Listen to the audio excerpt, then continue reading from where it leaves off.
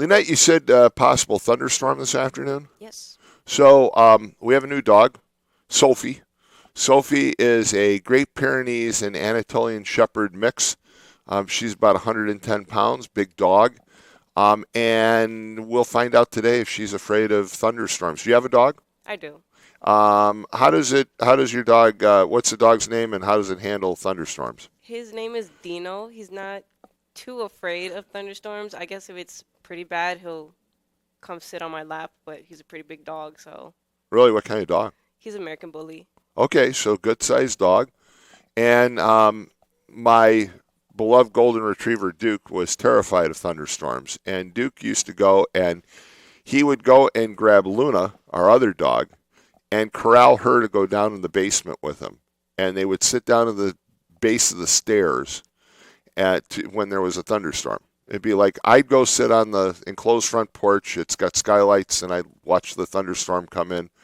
And I'd sit there, and my dog's like, "Okay, well, you're stupid. You sit out there. You get hit by lightning, but we're going to the basement." So we'll see how Sophie reacts to the thunderstorm. So you were in Chicago since we last talked, right? Yes.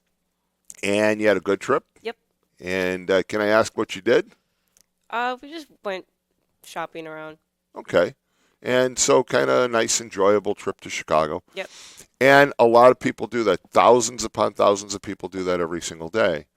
However, when you get outside of the downtown area, and even on some outskirts now, it's pretty dangerous. There's a lot of crime in Chicago that goes on. The downtown area, again, is still safe and secure, but I heard an interview with the former mayoral candidate, Willie Wilson, who pointed out that if you venture to an L stop, to a CTA bus station or a bus stop, if you venture into the neighborhoods, how dangerous it really is. That people can't even walk to the L or walk to the CTA without being worried for their own safety and the safety of their families.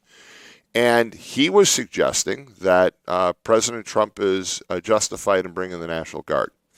I'm not sure that I'm convinced that the National Guard is a good move. And folks, the reason why is this, is the National Guard, there's some limited law enforcement capabilities that they have. The presence is imposing.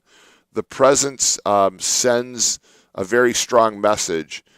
And I don't buy Governor Pritzker's excuses for anything these days. He sat there on Sunday and said, we don't need the military in our cities, yet he's the one that brought in the National Guard when it was a Democratic National Convention last year. So I'm not trying to support J.B. Pritzker's view on anything, but I kind of wonder if bringing in the Guard is necessary. I do think that a huge influx of federal officers would make a lot of sense and probably made a lot of difference in Washington, D.C. So like to get your views on that this morning, 845-1100, and we have a caller, so we'll go right to the call. Good morning, you're on the air. Good morning, Tom. Good morning. How you been? Fine, fine. So what do you think about bringing the National Guard into Chicago? Well, first thing, I really want to voice my opinion on that, but I think the police department, the city of Chicago needs to do more, because look at Labor Day weekend, 58 shootings and how many dead? Well, it was 7, now it's 8. Now they're saying it's 8. But the thing is okay, and then they say, well, the crime rate and the stuff's going down. 58 people shot on the holiday weekend.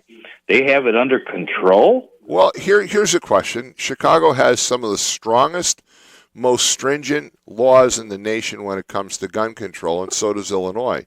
Yet the guns seem to find their way onto the streets of Illinois all the time. The argument is, well, they come from places like Indiana and Wisconsin. Okay, but we don't have all that violence here, so why is it happening there? There seems to be more to the cause than simply the idea that they buy guns in Indiana and go into Chicago to shoot each other. I know, and it's like, you get these young kids that shoot people they catch them, they got a gun. They should find out who the owner of that gun is, and that person that did not have legally possession of that gun, whoever owned that gun, is the one should be put in jail for that person having that gun.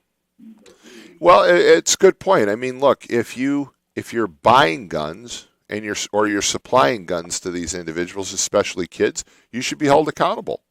You should be held accountable. You should not be allowed to do that. And but at the same time, it seems a little bit odd that Chicago says, well, we're doing better. And I challenged one person yesterday online. They said, well, the number of murders has gone down in Chicago for the last several years. What do you expect? And my response is 263 murders so far this year is something to celebrate. No murder should be celebrated. We shouldn't stand for any death in our society that's caused by another person.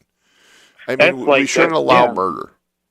That's like, Gary, if I wasn't in that rehab last weekend, Michael Jackson's block party or whatever they had, I'd have went there. Because you know what?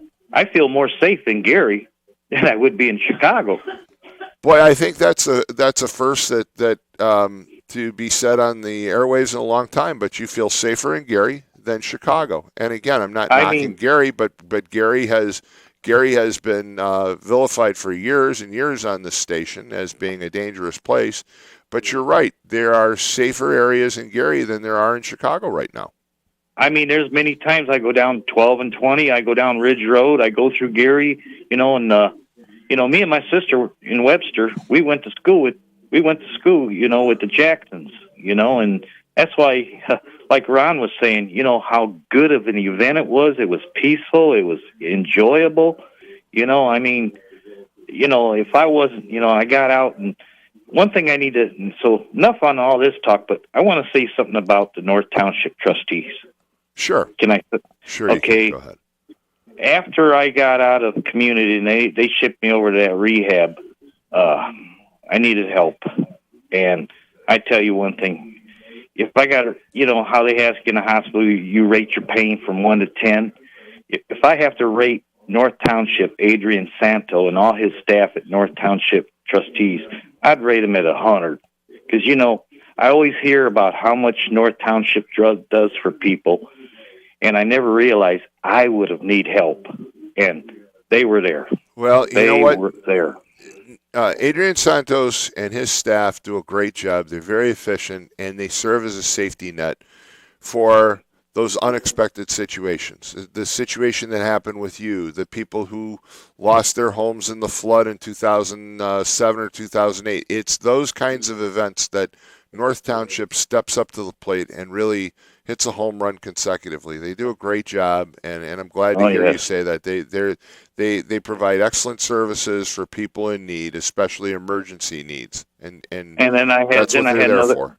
Then I had another person help me get all my paperwork done for it. I give him a big thumbs up for all his work he did for me because I couldn't get anywhere. I couldn't do anything. I give him a big thumbs up, But now, the place I was at was right next to Doc's Smokehouse. That looks like a big hotel. It's that assisted living and it's a rehab. Hold on one thing. The monitor. I'm sorry. Go ahead, Mike. Yeah, well, anyhow. Thank you. I wanted to order something from Doc's to have it delivered, and the nurse took and put the app in because you had to have this, whatever, that DoorDash or whatever them people deliver, right? Mm-hmm. After she put the app in, and I went onto his site to order something to be delivered, the cost of that delivery, I'm like, forget that, Well, and then I was almost going to try to walk there because when I was in that rehab, every day I was walking 2 times around the building in the morning, 2 times at lunch, 2 times at evening, and I was almost going to sneak away, but the nurses kept an eye on me. Well, you mentioned DoorDash, and I don't use DoorDash. I don't have the app on my phone. I know some people that do. And you're right. It does add, to the cost quite a bit. At the same time, the person that's having to deliver that food, pick it up, deliver it, has to get paid something as well. So I think that the problem with DoorDash is it's supposed to be a convenience when you need it, not a daily reliance. And some people use it as a daily reliance for breakfast, lunch, and dinner for themselves and their families, and that can be very expensive. And I was thinking, you and I don't know what day Brett Brazier was on there. You guys were talking about roosters and chickens, and I was hoping to find a chicken running around that place, and I was going to grab it and have me a chicken dinner. All right, Mike. Well, you have a great day. Yeah. Thanks so much. And everybody from the station and all the listeners and everybody, just have a safe day today. You as well. Take care. 845-1100 is the number to call. Do we have another caller? Not yet. I do want to mention there was just a horrible, horrible incident that happened in Hessville Park in Hammond. And the good news is that, I should explain the incident. I'm sorry. The incident was a young man. He's autistic. Many people know him. He works at Jewel in Munster. Was accosted by 6 individuals, and they knocked his teeth out. They beat him bloody. It was a horrible, horrible situation. And something that hasn't been covered too much in the press is that they were hollering some racial slurs and racial statements against the individual who is part Asian, and just a horrible situation. And the individuals, I believe now 2 have been caught, 1 juvenile and 1 adult. And Keyshawn Brooks was the person who punched him in the face so hard that they knocked out a total of 6 teeth, or broke 6 teeth in the front of his mouth. And I want to applaud the Hammond Police Department. They were able to pick up Mr. Brooks yesterday and charge him with a series of felony crimes. And I hope that Mr. Brooks spends a very long time in prison. I know, we're supposed to say, well, a person's innocent until found guilty, but the video shows him hitting him repeatedly for no good reason. This was a moron who was 25 years old, who's driving through Hessville Park and sees these kids taunting this guy, gets out of his car and goes and beats the daylights out of him. And I'm sorry, but this was a horrible, horrible black mark on the entire city of Hammond, which I'm a resident of. I live in Robertsdale at the far north end. But this was a black mark on the entire community, and I have to say the Hammond Police Department did a great job in stepping up and arresting this individual. And again, I hope he spends a long, long time in prison for what he did. I happen to know one of the family members, and I cannot fathom the horrible pain and suffering and the emotional duress that this individual went through, the victim, in being attacked needlessly. He's riding his bike through the park, and they accosted him and then beat him up, and there's just no reason for it. And it was, unfortunately, it appears to have been racially motivated, and he was targeted. And I'm just very sorry to say that. I hate to have to admit that those kinds of things go on in Northwest Indiana, but they do, and in this case they did. And I know some of the things they were calling this individual, who again is part Asian ethnicity, and they were calling him a bunch of things, including they were calling him the N-word, which is pretty remarkable that they were using that term toward him. But the good news is that the Hammond police have stepped in and been able to arrest now 2 of the 6 perpetrators. And I just hope and pray that, and I'm sure they are, that they're working on finding the other 4 individuals, some of whom are juveniles. And I hope not only do they arrest the juveniles, but that the family goes after the parents with civil damages. And I think it's only appropriate. What they did to this individual, they've caused him to be terrified.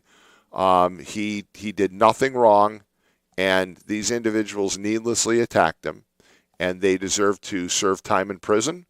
And their parents, if they're juveniles, deserve to be responsible as well.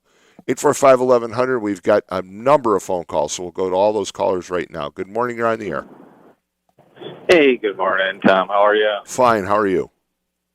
Okay. It's very sad to read what supposedly happened, and I hope beyond just civil, meaning just because it's the money and it will hurt them. I hope they publicly humiliate these people just so that they know how it feels. It's disgusting. I agree with people you. do that. Anything and everything is justifiable. You can humiliate them, file criminal charges, file civil charges against these individuals. What they did was horrible. I saw parts of the video, and I was just shocked. I was shocked, and then because I happen to know someone that's part of the family who told me about some of the comments that were being made. Again, if this was made in the reverse, there would be people marching in the streets, and I'm a little disappointed that I haven't heard from more people about this incident from the standpoint of just how horrible it was. This is one of those situations that should cause everybody to stop in their tracks and say, what's wrong with society? How can we let this happen? And we need to make sure it never happens again. Exactly, right? And it's not even, we believe in, people screw up, make mistakes, believe in redemption and forgiveness, but admit that you're wrong and that how horrible this is. Nobody should be treated like that at all. There should be no excuse to even try to hide it under a rug. But anyways, I hope you have a good day. Thank you so much. Thanks for calling. 845-1100. We've got additional callers. Good morning. You're on the air. Good morning, Tom. I'm reading the article again, like 5 more times. And where did you get a hold of that video at? Someone sent me part of the video, so I've seen several parts of it. There's one individual. I can't believe that it's going to be too hard to find him because he's riding a copper-colored bicycle with kind of an extended seat on it. So it's a unique bicycle, and I think that one would be pretty easy to find. I'm sure the police are working on it. Again, great respect for the Hammond Police Department, and especially in handling this incident. They did a great job. But Mr. Brooks, the 25-year-old who decided to get out of his car and beat the daylights out of an autistic individual, deserves to go to prison for a very long time. And I looked up his record, by the way, last night. You can pull it up on mysearch.com, which is an Indiana site that has all criminal charges and criminal convictions. And he's had primarily traffic accidents and those types of things. So he's going to go to court and he's going to claim that he's a pillar of the community and a great guy. Watch the video. This guy needs to go to prison for a very long time. He works. I know where he works. I was able to pull that up as well. And he works as a picker-packer for a company out in Portage. And I hope that the company is aware of what he did, and I hope they fire him for failure to show to work. They can't get rid of him for the charges since they're pending. They can fire him once he's convicted, but they can fire him now for not showing the work since he's in custody. So I hope they do that. Just a worthless individual for what he did. If you saw the video, it would make your stomach crawl. When I seen the kid, it's pretty pathetic. But I think his name, it's not like a regular Jim or Tom or Perry name. It's Krishan Ortiz Kiwan Brooks. Yes, it is. I don't know if I would call him Mr. Brooks. Well, I don't know what I'd call him. I'd call him scum. I guess that's the best I could call him. And again, what he did to this poor individual for no reason. I mean, there was no connection to him whatsoever. He just decided to go over and start punching this guy in the face and ended up breaking or knocking out 6 teeth for no reason. Well, I am not a lawyer, and I'm not a judge, and on Facebook a lot of people saying this is a hate crime. Well, what else do you want to call it? I mean, what else do you want to call it? They attack a guy who's autistic, who's riding his bike through the park, who's done absolutely nothing wrong. Hundreds and hundreds of people have attested to the fact that this is a very friendly individual. He works as a bagger at a local supermarket. He was riding home, and they just went after him and attacked him. Yeah, so, I was up north, up at the Redneck Riviera. Yes, catching a lot of fish, by the way. I got to call you more often.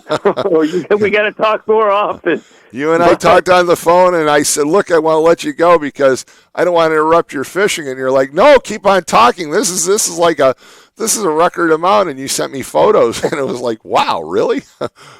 But the thing of it is, up there, this might be the difference. And you might get mad at me. Everybody holds the door open. They see you walking slow. Everybody says, good morning. How you doing? Over here, it's not like that. Well, we've become a much more callous society, and it's unfortunate. But back in the day, you're right. Look, when we grew up in this area, people spoke to each other. They knew each other. People said, well, they're busybodies, or they don't need to know my business. But the fact is that everybody knew each other's business, and people were generally friendly, and they stopped and spoke to you, and that doesn't exist anymore. And I wish that weren't the case. There's two different ways of life. Up there, fishing, canoeing, and whatever, outdoors. Over here is sportsplex and YMCA's. Now, well, there's nothing wrong with the YMCA. There's nothing wrong with the sportsplex. I mean, it's great exercise, and it's great. It's a great venue for many people. And to be very honest with you, when I go to the YMCA, I go to the one in Whiting. I have people who speak to me there, so I don't think that those facilities are unfriendly. I think society as a whole is unfriendly. I mean, when's the last time you walked through a store and saw somebody and just had people say hello to you or vice versa? It doesn't happen anymore. Last week up on the Redneck Riviera. Right, but I'm talking about here. Yeah, everybody's scared to say hi to somebody. And you shouldn't be. But what the heck? And one other thing. It was mentioned to me again by not a caller, but one of my friends, these Illinois license plates. Mm-hmm. And we're going to get a wheel tax because somebody ain't paying their fair share. And Mayor Tom had a really good program of going to the schools. Oh, the reciprocity stings, yes. When you let those little things go, like license plates, grass overgrown, just a little stuff. Now here we starting to get stuff like this. Well, it's called the broken windows theory, and a lot of people try to ignore the theory because it was really promoted and promulgated by the former Republican mayor of New York, Rudy Giuliani. And the fact is that it's been proven that it works. The idea that a community, Hammond, for example, has its code enforcement department. In part, code enforcement exists because if it cites property owners for not maintaining their grass and not maintaining, fixing broken windows and peeling paint, things like that, that kind of decay in a community invites other problems.